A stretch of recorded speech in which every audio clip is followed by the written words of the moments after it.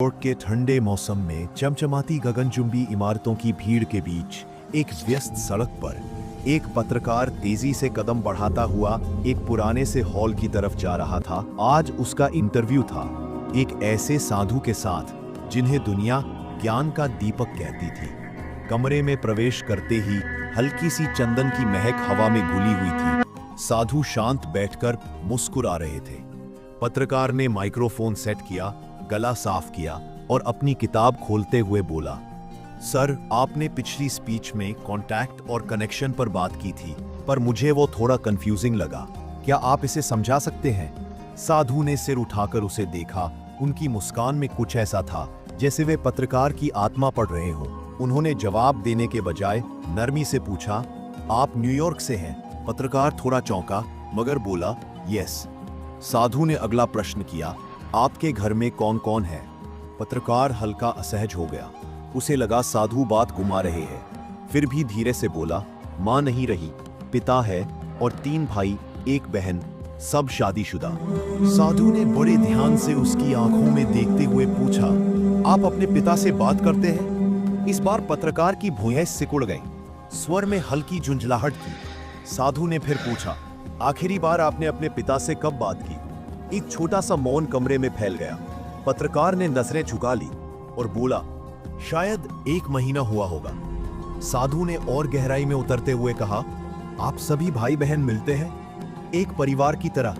आखिरी बार कब साथ बैठे थे? पत्रकार की आंखों में एक अजीब सी शर्म उतर आई। क्रिसमस पर 2 साल पहले। कितने दिन साथ रहे? 3 दिन। साधु की आवाज अब और भी मुलायम हो गई। क्या उन 3 दिनों में तुमने अपने पिता के पास बैठकर कुछ वक्त बिताया? क्या उनके साथ नाश्ता किया, लंच, डिनर, कोई छोटा सा पल भी साथ जिया? पत्रकार का गला भर आया। उसकी पलकों पर नमी चमकने लगी। साधु ने धीरे से पूछा, क्या तुमने उनसे पूछा कि मां के जाने के बाद उनका दिल कैसा है? वे कैसे सोते हैं, कैसे रहते हैं, अंदर से टूटे तो नहीं? बस इतना सुनना था। पत्रकार की आंखों से आंसू फूट पड़े। वह अपनी नोटबुक पर पेन फिराने लगा ताकि रोते हुए चेहरा छिपा सके। साधु उसका हाथ पकड़कर बोले, मैंने तुम्हें दुख देने के लिए नहीं पूछा, मैं बस तुम्हारे ही सवाल का जवाब तुम्हारी ही कहानी से दे रहा था। उन्होंने शांत स्वर में कहा, तुम अपने पिता के संपर्क में तो हो लेकिन उनसे जुड़े नहीं हो। You are in contact but not connected. साधु की आंखें चमक उठी।